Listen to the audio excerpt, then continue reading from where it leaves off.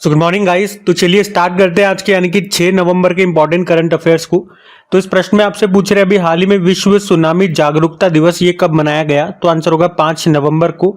तो हर साल 5 नवंबर को वर्ल्ड सुनामी अवेयरनेस डे के रूप में मनाया जाता है। पहली बार इसे 2016 में मनाया गया था। तो सुनामी जागरूकता और उसकी तैयारियों को बढ़ावा देने के लिए ये दिन मनाते हैं। थीम भी है। थीम क्या है? सुनामी के प्रति लचीलापन, समुदायों की तैयारी और प्रतिक्रिया। अच्छा, नवंबर में अभी तक कौन कौन से दिवस हम मना चुके हैं? तो 1 नवंबर को वर्ल्ड वेगन डे मनाया था। अभी 3 नवंबर को इंटरनेशनल बायोस्फीयर रिजर्व डे मनाया था।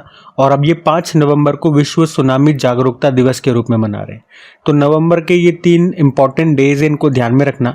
जैसे जैसे आगे हम बढ़ते जाएंगे डेज में, मैं आपको स्टार्टिंग से रिवाइज करवाता रहूँगा। पूरे महीने भर तक आपको स्टार्टिंग से मैं आपको रिवाइज करवाता हूँ, ताकि बार बार बोलने से, बार बार देखने से ये चीजें आपको याद हो जाए। ठीक है, अभी अगला प्रश्न देखते हैं। फिर अगले प्रश्न में पूछ रहे हैं कि अभी हाल ही में भारत और किस देश के बीच विनबैक्स 2024 अभ्यास का आयोजन किया गया। तो आंसर होगा वियतनाम। तो एक्सरसाइज का नाम है विनबैक्स एक्सरसाइज 2024। वी मतलब वियतनाम और आई से इंडिया। तो वियतनाम और इंडिया के बीच में इसका आयोजन हुआ 2024 में। इसका 5वां संस्करण है। अभी 4 नवंबर को ये शुरू हुआ, जो कि 23 नवंबर 2024 तक ये चलेगा। कहाँ पे इसका आयोजन किया गया? अंबाला और चंडी मंदिर में इसका आयोजन किया जा रहा है, जो कि हरियाणा में है। इसका जो पहला संस्करण है वो 2018 में हुआ था, मध्य प्रदेश के जबलपुर में। अभी ये 5वां संस्करण चल रहा है, जो कि हरियाणा में चल रहा है। और आपको याद होगा अभी 2-3 दिन पहले मैंने आपको 2024 के जनवरी से लेकर अभी तक के जितने भी इंपॉर्टेंट जो आपके मिलिट्री एक्सरसाइजेज हुई हैं वो सारी रिवाइज करवाई थी। तो आज एक काम कर लेते हैं, मैं आपको वियतनाम ही ले चलता हूं। तो ये रहा मैप में वियतनाम। कैपिटल इसकी हनोई होती है, करेंसी वियतनामीज टोंग। प्रधानमंत्री फाम मिनचिन है और प्रेसिडेंट अभी नए बने थे, लुओंग कुओंग इनका नाम होगा। अच्छा, ये विनबैक्स एक्सरसाइज है। इसी से मिलती जुलती 2 एक्सरसाइज आप और सुनोगे। एक होती है सिम्बैक्स एक्सरसाइज, ये सिंगापुर और भारत के बीच में होती है। और एक सिटमैक्स नाम से एक्सरसाइज भी होती है, ये सिंगापुर, इंडिया और थाईलैंड के बीच में होती है। ठीक है, तो ये मिलती जुलती है, तो मैंने एक साथ आपको बता दिया, इनको ध्यान में रखना। आज मैं एक्सरसाइजेज आपको रिवाइज नहीं करवा रहा हूं, मैंने बताया 2-3 दिन पहले ही कराई थी। ठीक है, तो अभी अगले प्रश्न की ओर बढ़ते हैं। तो अगले प्रश्न में क्या पूछ रहे हैं कि अभी हाल ही में सूचना के अधिकार संग्रहालय की आधारशिला कहाँ पे रखी गई। तो आंसर होगा राजस्थान में। तो सूचना का अधिकार यानी कि राइट टू इंफॉर्मेशन, तो अभी सूचना का अधिकार संग्रहालय की आधारशिला ये राजस्थान के ब्यावर में रखी गई है, जो कि आप कह सकते हो आरटीआई आंदोलन का जन्म स्थान है। देखो, आरटीआई की जो शुरुआत है ना, राजस्थान के अजमेर में ब्यावर नाम का स्थान है, वहीं पे इसकी शुरुआत हुई थी। वहां पर इसके लिए पहली बार आंदोलन हुआ था। ये बात है 1996 की। तो मजदूर किसान शक्ति संघ या मजदूर किसान शक्ति संगठन के नेतृत्व में इसके लिए आंदोलन किया गया था। इस आंदोलन की प्रणेता अरुणा रॉय थी। उन्होंने किसान शक्ति संघ के बैनर तले इस कानून के लिए लंबे समय तक संघर्ष किया था। और फिर 9 साल बाद जाकर के इसके लिए अधिनियम आता है भारत में, राइट टू इंफॉर्मेशन एक्ट 2005। और वो तारीख है 12 अक्टूबर 2005 की, जब ये अधिनियम लागू होता है। उद्देश्य था सरकारी कामकाज में पारदर्शिता लाना, ट्रांसपेरेंसी लाना और भ्रष्टाचार पर लगाम लगाना। तो अभी यहीं पर यानी कि ब्यावर नाम का जो स्थान है राजस्थान में, यहीं पर आरटीआई संग्रहालय, आरटीआई म्यूजियम की स्थापना की गई है। और यहीं पर हमारे संविधान की प्रस्तावना को हिंदी और अंग्रेजी में लिखा गया है। अच्छा, यहाँ पे संग्रहालय की बात है, म्यूजियम की बात है। मैं आपको वो सभी संग्रहालय आपको रिवाइज कराऊंगा जो अभी तक आपने करंट अफेयर्स में पढ़े हैं। एक साथ रिवाइज कराऊंगा, ध्यान से सुनना। जैसे कि अगर पूछे पहले ऑन साइट स्थल संग्रहालय ये बनेगा तमिलनाडु के थुथुकुडी जिले के आदिच नल्लूर में। उत्तर प्रदेश के अयोध्या में बनेगा मंदिर संग्रहालय। विश्व का सबसे बड़ा म्यूजियम ये भारत में बनेगा नई दिल्ली में, जिसका नाम युगे युगीन भारत राष्ट्रीय संग्रहालय होगा। हड़प्पा संस्कृति का सबसे बड़ा संग्रहालय बन रहा है हरियाणा के राखीगढ़ी में। इसरो ने किस नाम से अपना पहला वर्चुअल स्पेस म्यूजियम लॉन्च किया? स्पार्क। देश का पहला म्यूजियम ये बनेगा अरुणाचल प्रदेश में। भारतीय सेना देश का दूसरा पनडुब्बी संग्रहालय बनाएगी पश्चिम बंगाल में। देश का पहला और विश्व का दूसरा इन्फेंट्री संग्रहालय का उद्घाटन किया गया इंदौर में। भारत का पहला डिजिटल फूड म्यूजियम खुलेगा तमिलनाडु के तंजावुर में। भारत का पहला श्रमिक आंदोलन संग्रहालय खुलेगा केरल के अल्लापुजा में। भारत का पहला मैरीटाइम म्यूजियम समुद्री संग्रहालय खुलेगा गुजरात के लोथल में। भारत का पहला ओपन रॉक म्यूजियम खुला हैदराबाद में। देश का पहला कार्टोग्राफी संग्रहालय का उद्घाटन किया गया मसूरी उत्तराखंड में। भारत के पहले खुले संग्रहालय शहीदी पार्क का उद्घाटन किया गया नई दिल्ली में। इंटरनेशनल म्यूजियम डे 18 मई को मनाया जाता है। उसके अलावा देश का पहला नौसेना शौर्य संग्रहालय बनेगा लखनऊ में। उसके अलावा देश के पहले डिजिटल राष्ट्रीय संग्रहालय की आधारशिला कहाँ पे रखी गई? हैदराबाद में। दुनिया का पहला पांडुलिपि संग्रहालय कहाँ पे खुला? तिरुवनंतपुरम केरल में। देश के पहले भूमिगत संग्रहालय अंडरग्राउंड म्यूजियम ये कहाँ पे स्थापित किया? तो दिल्ली में हुमायूं के मकबरे में उसके परिसर में स्थापित किया गया। उसके अलावा भारत का पहला संविधान संग्रहालय हरियाणा में जो ओपी जिंदल यूनिवर्सिटी उसके कैंपस में। भारत का पहला चिकित्सा संस्थागत संग्रहालय खुला चंडीगढ़ में। वैदिक 3D संग्रहालय खोला जाएगा वाराणसी में। बंजारा विरासत संग्रहालय का उद्घाटन अभी मोदी जी ने किया था महाराष्ट्र के वाशिम में। और देश का पहला हिंदी साहित्य संग्रहालय ये बना वाराणसी में। तो इस तरह से ये सारे संग्रहालयों से संबंधित प्रश्न मैंने आपको एक साथ रिवाइज करा दी जो आपने करंट अफेयर्स में अलग अलग दिनों में पढ़े थे, अलग अलग महीनों में पढ़े थे। तो एक तरह से आप क्यों समझो, एक तरह से टॉपिक वाइज करंट अफेयर्स मैंने म्यूजियम से लेकर के आपका एक ही साथ यहाँ पे कवर करवा दिया। तो आप देख सकते हो करंट अफेयर्स की क्लास चलती है, बीच में टॉपिक वाइज में आपके जो छोटे मोटे होते हैं जो मैं कवर कर सकता हूँ इसमें वो सब कवर करवा देता हूँ। और हाँ, अगर आप में से कोई स्टूडेंट पहली बार क्रेक एग्जाम चैनल पे यहाँ करंट अफेयर्स पढ़ रहे हैं तो आपको बताना चाहूंगा ये जो भी प्रश्न हम पढ़ रहे हैं इनका PDF आपको मिलता है डेली। साथ में ये जो रिविजन वाली शीट्स मैं आपको देता हूँ वो भी उस PDF में अवेलेबल होती है और वो बिल्कुल फ्री में अवेलेबल होती है डिटेल्ड PDF। अब PDF मिलेगी कहाँ पे? तो अपनी क्रेक एग्जाम एप्लीकेशन पे PDF मिलती है। और सबसे अच्छी बात यह है कि पूरे YouTube में सबसे जल्दी PDF और इनका क्विज, इनका टेस्ट बना करके भी मैं आपको देता हूँ 15 से 20 मिनट के अंदर। वीडियो अपलोड होने के 15 से 20 मिनट के अंदर आपको ये दोनों चीजें अवेलेबल हो जाती है अपनी क्रेक एग्जाम एप्लीकेशन पे। पूरे YouTube में कोई भी बड़े से बड़े चैनल देख लेना, इतना जल्दी कोई भी अवेलेबल आपको नहीं कराएगा ये दोनों चीजें, और जो अपने यहाँ मिल जाती है। अब एप्लीकेशन कहाँ मिलेगी? तो या तो डायरेक्ट प्ले स्टोर पे जाकर के सर्च कर लो क्रेक एग्जाम, या उसका लिंक नीचे डिस्क्रिप्शन बॉक्स में दिया गया है। बाकी अगर सेशन अच्छा लगे तो प्लीज वीडियो को लाइक जरूर करना, दोस्तों के साथ में एक बार शेयर जरूर कर देना मेरे दोस्त। अभी अगला प्रश्न देखते हैं। फिर अगले प्रश्न में पूछ रहे कि अभी हाल ही में स्टार्टअप्स को बढ़ावा देने के लिए एलिवेट और कान योजना किसने लॉन्च की है? तो आंसर होगा कर्नाटक ने। तो अभी कर्नाटक ने स्टार्टअप्स को बढ़ावा देने के लिए एलिवेट और कान नाम से योजना शुरू की है। तो एलिवेट योजना में इन्होंने कहा कि हर स्टार्टअप्स को 50 लाख रुपए तक का लिया जाएगा।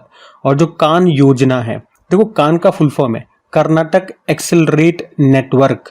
एक्सेलरेट मतलब समझ में आता है जैसे गाड़ी में आप एक्सेलरेशन देते हो, गाड़ी को आगे बढ़ाने के लिए एक्सेलरेट किया जाता है, तो उसी तरह से इसमें स्टार्टअप्स को आगे बढ़ाने के लिए जो भी संसाधन चाहिए वो प्रोवाइड किए जाएंगे। और एक लाइन में अगर मैं आपको बोलूं तो ये जो दोनों योजनाएं इनका एक ही उद्देश्य है, स्टार्टअप्स इकोसिस्टम्स को मजबूत करना। शुरू किया किसने? कर्नाटक। ये याद रखना, मैं आपको ले चलता हूं कर्नाटक। लेकिन उससे पहले मेरे एक प्रश्न का उत्तर दीजिए, नेशनल स्टार्टअप्स डे, राष्ट्रीय स्टार्टअप दिवस कब मनाया जाता है? तो याद रखेंगे आप 16 जनवरी को होता है। अब बात कर्नाटक की थी तो ये रहा मैप में कर्नाटक। देखो कर्नाटक की कैपिटल बंगलुरु है, मुख्यमंत्री सिद्धारमैया और गवर्नर कौन है? थावरचंद गहलोत है। बाकी हमने कल भी पढ़ा था सर्वाधिक EV electric vehicle charging stations वाला राज्य ये कर्नाटक है। और कीर सिटी लॉन्च करने की घोषणा की थी कर्नाटक ने। खीर मतलब हो गया knowledge health innovation research. BCCI ने राष्ट्रीय क्रिकेट अकादमी का उद्घाटन कहाँ पे किया? बंगलुरु में, और इसका नाम रखा BCCI centre of excellence. Bharat का पहला एरोस्पाइक रॉकेट इंजन का सफल परीक्षण किसने किया था? स्पेस फील्ड ने। ये बंगलुरु का ही स्टार्टअप है। और सभी आवासीय स्कूलों और रायचूर यूनिवर्सिटी का नाम बदलकर महर्षि वाल्मीकि के नाम पर करने की अभी घोषणा की थी कर्नाटक सरकार ने ही। तो ये प्रश्न ध्यान में रखना। अगला प्रश्न देखते हैं। फिर अगले प्रश्न में क्या पूछ रहे हैं कि अभी हाल ही में निंगोल चक्कोबा त्योहार कहां पर मनाया गया? तो आंसर होगा मणिपुर। तो निंगोल चक्कोबा ये मणिपुर में मनाया जाने वाला एक महत्वपूर्ण त्योहार है। जिस तरह से मतलब आप यूं समझो हम दीपावली के बाद भाई दूज मनाते हैं, तो उसी तरह से वहां पे ये त्योहार मनाया जाता है जिसको निंगोल चक्कोबा त्योहार कहा जाता है, मणिपुर में होता है। चलो मैं आपको मणिपुर ही ले चलता हूँ। ये रहा मैप में मणिपुर। देखो मणिपुर की कैपिटल इम्फाल है, गवर्नर यहाँ पे और गवर्नर है लक्ष्मण प्रसाद आचार्य और मुख्यमंत्री एन बीरेन सिंह। आपको याद है, अगर पूछे किस भारतीय राज्य को पोलो खेल का उद्गम माना जाता है तो मणिपुर आंसर होगा। मणिपुर में आपको लोकटक झील मिलेगी और दुनिया का एकमात्र तैरता नेशनल पार्क जिसे काबुल लामजाओ नेशनल पार्क कहते हैं वो आपको यहीं पर मिलेगा। बाकी मणिपुर के और भी कुछ महत्वपूर्ण फेस्टिवल से मैं आपको रिवाइज कर रहा हूँ। संगई फेस्टिवल होता है, लाई हरोबा फेस्टिवल हो गया, नट संकीर्तन उत्सव हो गया, याओसांग या योशांग उत्सव हो गया, हुन थड़ो महोत्सव हो गया, शुमंग लीला महोत्सव हो गया, गान नगाई उत्सव हो गया, शिरुई लिली महोत्सव हो गया, कचाई लेमन फेस्टिवल हो गया, लामलाई महोत्सव हो गया, मेरा हरोबा चोंगबा महोत्सव हो गया। ये सब यहीं पर मनाए जाते हैं। अच्छा, मणिपुर का मार्शल आर्ट कौन सा है? थांगटा है, ये भी ध्यान रखना। अगला प्रश्न देखते हैं। फिर अगले प्रश्न में पूछ रहे हैं कि अभी इंटरनेशनल मॉनेटरी फंड के अनुसार भारत की दुनिया की चौथी सबसे बड़ी अर्थव्यवस्था बनने का संभावना कब का है? तो आंसर होगा 2025। तो अभी इंटरनेशनल मॉनेटरी फंड ने कहा कि वर्ष 2025-26 में भारत जो है वो जापान को पीछे छोड़ करके दुनिया की चौथी सबसे बड़ी अर्थव्यवस्था इकोनॉमी बन सकता है, ऐसा अनुमान लगाया इन्होंने। वर्तमान में अगर बात करें, वास्तविकता की बात करें तो भारत अभी दुनिया की 5वीं सबसे बड़ी अर्थव्यवस्था है। तो इससे ऊपर 4 देश कौन कौन से हैं? पहले पे अमेरिका, दूसरे पे चाइना, तीसरे पे जर्मनी, चौथे पे जापान और 5वें पे है भारत। IMF की बात करें, इंटरनेशनल मॉनेटरी फंड, जिसकी स्थापना होती है 1 जुलाई 1944 में, हेडक्वार्टर वॉशिंगटन DC हो गया और मैनेजिंग डायरेक्टर हैं क्रिस्टलिना जॉर्जीवा और यहाँ पे जो फर्स्ट डेप्यूटी मैनेजिंग डायरेक्टर हैं वो गीता गोपीनाथ हैं। कुछ इंडेक्सेस ये जारी करता है जैसे world economic outlook report, global financial stability report. और आपको याद होगा अभी शायद कल ही हमने एक इंडेक्स के बारे में पढ़ा था, वैश्विक AI तैयारी सूचकांक, ग्लोबल AI प्रिपेयर्डनेस इंडेक्स के बारे में, जिसमें भारत 72 नंबर पे था और टॉप पे सिंगापुर था। इसको भी जारी किया था इंटरनेशनल मॉनेटरी फंड ने ही। तो ये ध्यान रखना सारी बातें। अगला प्रश्न देखते हैं अभी। फिर अगले प्रश्न में पूछ रहे हैं अभी हाल ही में किस देश के माउंट लेवोटोबी लाकी ज्वालामुखी में विस्फोट हुआ? तो आंसर होगा इंडोनेशिया। तो ज्वालामुखी का नाम तो है माउंट लेवोटोबी लाकी और अभी इसमें भयंकर विस्फोट हुआ है। कहाँ पर है? याद रखना, इंडोनेशिया में है। वैसे इंडोनेशिया के और भी कई ज्वालामुखियों के बारे में हमने पढ़ा है जिसमें अक्सर विस्फोट होते रहते हैं। मैं सारे आपको बताता हूँ। और यहाँ पे अक्सर इतने ज्वालामुखी क्यों फटते रहते हैं? जैसे इंडोनेशिया हो गया, और भी कई देश हो गए हम पढ़ते हैं, जैसे कि जापान हो गया, भूकंप वगैरह आते हैं, सुनामी वगैरह आते हैं। तो यहीं पे क्यों? क्योंकि ये रिंग ऑफ फायर पर स्थित है। रिंग ऑफ फायर उसे कहते हैं जहाँ पे जो टेक्टोनिक प्लेट्स होती है वो आकर के मिलती है। तो जब भी इनमें हलचल होती है तो वहाँ पे इस तरह की चीज़ें घटती है, जिसे नेचुरल डिजास्टर हम कहते हैं, भूकंप का आना, सुनामी आना, ये सब। बाकी इंडोनेशिया के बारे में आपको बताता हूँ। देखो, इंडोनेशिया की कैपिटल जकार्ता है और जकार्ता में आपको किसका मुख्यालय मिलेगा? आसियान का। नई कैपिटल वैसे इसकी नुसंतारा है, बोर्नियो द्वीप पर। करेंसी इंडोनेशियन रुपया है, प्रेसिडेंट है प्रबोवो सुबियांतो, अभी नए बने थे। और हमने पढ़ा था कि 2025 में जो हमारा 76 नंबर का रिपब्लिक डे गणतंत्र दिवस होगा उस पर चीफ गेस्ट बन सकते हैं ये प्रबोवो सुबियांतो। कुछ और ज्वालामुखी मैं आपको यहाँ से बता रहा हूँ। तो एक तो माउंट मेरापी हो गया, माउंट सिमेरू हो गया, माउंट क्राकातोवा ज्वालामुखी हो गया, माउंट इबू हो गया, ये सब यहीं पर है। और इंडोनेशिया ने दक्षिण पूर्व एशिया की पहली हाई स्पीड रेलवे जिसका नाम वूश है, इसको शुरू किया था। अभी इंडोनेशिया के साथ में हमने गरुड़ शक्ति अभ्यास का आयोजन किया। कहाँ पे? इंडोनेशिया के जकार्ता में ही। और इसके साथ समुद्र शक्ति नाम का एक एक्सरसाइज हम और करते हैं, वो भी ध्यान में रखना। ठीक है, तो इंडोनेशिया से ये सारी बातें मैंने आपको बताई, ध्यान में रहें। अगला प्रश्न देखते हैं। तो अगले में पूछ रहे हैं अभी हाल ही में वर्ल्ड बॉक्सिंग फेडरेशन का सुपर फेदरवेट विश्व खिताब 2024 को किसने जीता? तो आंसर होगा मनदीप जांगड़ा ने। तो हरियाणा के पेशेवर मुक्केबाज बॉक्सर है मनदीप जांगड़ा नाम है, जिन्होंने अभी वर्ल्ड बॉक्सिंग फेडरेशन का सुपर फेदरवेट विश्व खिताब जीत लिया है। तो ये कहाँ पे हुआ था? कैमेन आइलैंड में हुआ था। और इसमें हरियाणा के मुक्केबाज मनदीप जांगड़ा ने ये खिताब जीत लिया। किसे हराया इन्होंने? ब्रिटिश मुक्केबाज कोनोर मैकिंटोश को हराया है। मनदीप जांगड़ा से मैं आपको बताऊं, इन्हें अर्जुन अवार्ड मिला था 2015 में। अच्छा, बॉक्सिंग से एक और इम्पोर्टेंट प्रश्न याद आ रहा है। अभी शायद 2 दिन पहले ही मैंने आपको बताया था अंडर 19 विश्व मुक्केबाजी चैंपियनशिप 2024 के बारे में, जिसका आयोजन अमेरिका के कोलोराडो में हुआ और ये चैंपियनशिप का पहला एडिशन था, तो इम्पोर्टेंट है। इसमें हमने देखा था मेडल टैली में तो भारत दूसरे स्थान पर है, 4 गोल्ड, 8 सिल्वर, 5 ब्रोंज, यानी कि 17 मेडल के साथ। और पहले स्थान पे इंग्लैंड था। 4 गोल्ड यहाँ पे किस किस ने जीते थे वो भी मैंने आपको बताया था, एक बार फिर बता रहा हूँ। वंशिका गोस्वामी ने, कृषा वर्मा और पार्थवी ग्रेवाल ने। और चौथा गोल्ड, मतलब ये 3 तो महिलाएं लेकर के आई थी गोल्ड, और 1 गोल्ड पुरुष लेकर के आए थे, पुरुष मुक्केबाज, उनका नाम है हेमंत सांगवान। तो ये भी ध्यान में रखना। अगला प्रश्न देखते हैं। फिर अगले प्रश्न में पूछ रहे हैं, अभी हाल ही में चर्चा में रहे हरमीत देसाई का संबंध किससे है? तो आंसर होगा टेबल टेनिस। तो अभी भारतीय टेबल टेनिस प्लेयर है हरमीत देसाई, और अभी इन्होंने WTT यानी कि वर्ल्ड टेबल टेनिस फीडर कराकर 2024 प्रतियोगिता में मेन सिंगल और मिक्स्ड डबल में मेडल जीता है। और ये जो world table tennis feeder series 2024 है, इसका आयोजन 31 अक्टूबर से लेकर 3 नवंबर 2024 तक किया गया। कहाँ पे? वेनेजुएला के कराकस में। यहाँ पे हरमीत देसाई ने मिक्स्ड इवेंट में कृतविका रॉय के साथ मिलकर के खिताब जीता, और मेन सिंगल में तो खुद नहीं जीता है। देखो, टेबल टेनिस की अगर हम बात करते हैं, पहले इंटरनेशनल टेबल टेनिस फेडरेशन के स्टैटिक देखते हैं। स्थापना होती है 1926, हेडक्वार्टर लुज़ेन स्विट्जरलैंड, और हेड है पेट्रा सॉर्लिंग। आपको याद है अगले साल 2025 में वर्ल्ड टेबल टेनिस चैंपियनशिप कहाँ पे होगा? दोहा, कतर में। अभी इंटरनेशनल टेबल टेनिस फेडरेशन का राजदूत बनाया गया था शरद कमल को। ये टेबल टेनिस के बहुत ही इंपॉर्टेंट खिलाड़ी है शरद कमल। देखो, टेबल टेनिस से भारत के जो इंपॉर्टेंट प्लेयर्स हैं, जिनके अक्सर नाम न्यूज़ में रहते हैं, वो मैंने यहाँ पे लिख भी दिए हैं, आप रीड कर सकते हैं, क्योंकि अक्सर एग्जाम में इस तरह के भी प्रश्न आते हैं। खिलाड़ी का नाम देके पूछ लेंगे, बताओ उनका संबंध किस खेल से है। तो शरद कमल हो गया, जी साथियान हो गया, मणिका बत्रा, मानव ठक्कर, शिरजा अकुला, पलोमी घटक और सौम्यजीत घोष।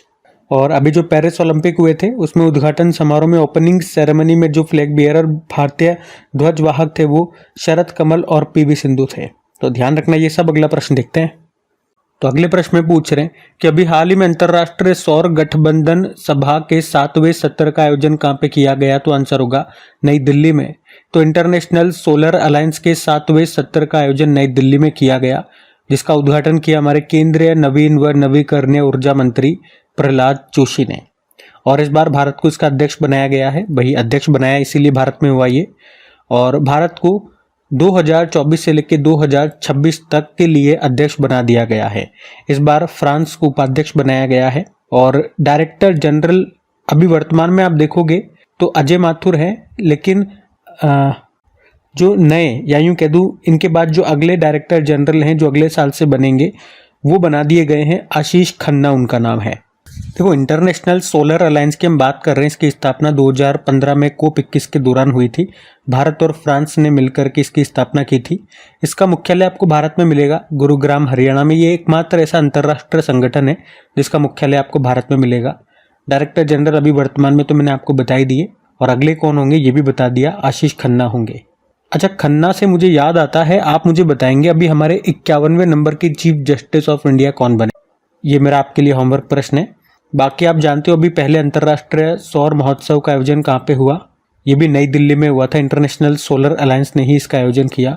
इसका इंटरनेशनल सोलर अलायंस का 100वां फुल मेंबर पराग्वे बना था, 101वां नेपाल बना भी, और ये मैंने आपको बता ही दिया।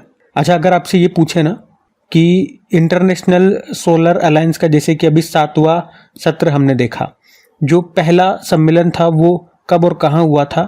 तो वो मार्च 2018 में हुआ था नई दिल्ली में। तो इंटरनेशनल सोलर अलायंस ये एक अंतर सरकारी संगठन है जिसका उद्देश्य है जीवाश्म ईंधन पर विश्व की निर्भरता को कम करना और सौर ऊर्जा के उपयोग को बढ़ावा देना। तो गाइज, ये थी आज के आपके करंट अफेयर्स की क्लास। उम्मीद करूंगा सेशन आपको पसंद आया होगा। अगर वीडियो वाकई अच्छा लगा है तो प्लीज़ वीडियो को लाइक ज़रूर कीजिएगा, दोस्तों के साथ में एक बार शेयर ज़रूर कर देना। बाकी PDF और क्विज के बारे में मैंने आपको बता दिया। चलो अभी कल के करंट अफेयर्स का क्विक रिवीजन कर लेते हैं और सेशन एंड। आज आपका वीकली करंट अफेयर्स का वीडियो भी आने वाला है, जिसमें हम 29 अक्टूबर से लेकर अभी 4 नवंबर तक के सारे इंपॉर्टेंट क्वेश्चंस को कवर करने वाले हैं। तो वीडियो भी ज़रूर देखिएगा, मॉर्निंग में आपको मिल जाएगा 8-9 बजे तक। और वीडियोस की नोटिफिकेशन अगर आपको नहीं मिलती है तो अपने इस क्रिक एग्ज़ाम चैनल को सब्सक्राइब करके बेल आइकन को प्रेस कर लीजिए और टेलीग्राम को ज्वाइन कर लीजिए। वहाँ पर भी वीडियोस अपलोड होती है, तो वहाँ से भी आपको नोटिफिकेशन मिल जाएगा। बाकी चलो अभी रिवाइज करते हैं कल के करंट अफेयर्स को। तो पहला प्रश्न पूछा था अभी वैश्विक एआई तैयारी सूचकांक में भारत का स्थान 72 है। फिर पूछा अंतर्राष्ट्रीय बायोस्फीयर रिजर्व दिवस मनाया गया 3 नवंबर को। फिर पूछा पहले एशियाई बौद्ध शिखर सम्मेलन 2024 का आयोजन कहाँ पे किया गया, नई दिल्ली में। और 76 नंबर के गणतंत्र दिवस पर मुख्य अतिथि होंगे कौन, प्रबोवो सुबियांतो। कॉलिंस डिक्शनरी ने किसे अपना 2024 का वर्ड ऑफ द ईयर घोषित किया, ब्राट। अंतर्राष्ट्रीय मस्तिष्क अनुसंधान संगठन की अध्यक्ष बनने वाली पहली महिला बनी हैं, शुभा तोले नाम है, मुंबई से हैं। और अभी बाली पद्यमी उत्सव कहाँ पे आयोजन किया गया, कर्नाटक में। पूर्व न्यायाधीश के.एस. पुट्टस्वामी का निधन हो गया, उनका संबंध किससे है, निजता का अधिकार। फिर पूछा भी कर्नाटक सरकार ने किस शिल्पकार को राज्योत्सव पुरस्कार 2024 से सम्मानित किया, तो अरुण योगीराज। और आखिरी प्रश्न पूछा किस भारतीय क्रिकेटर ने क्रिकेट के सभी प्रारूपों फॉर्मेट से संन्यास की घोषणा कर दी, तो आंसर होगा रिद्धिमान साहा। तो चलो भी कल का भी होमवर्क प्रश्न देख लेते हैं और सेशन एंड करते हैं। तो कल पूछा था कि अभी किसे डॉक्टर सी नारायण रेड्डी साहित्य पुरस्कार से सम्मानित किया गया, तो आंसर होगा शिवशंकरी को। आप सभी ने प्रश्न का बिल्कुल सही उत्तर दिया। अब ये आज का आपका होमवर्क प्रश्न।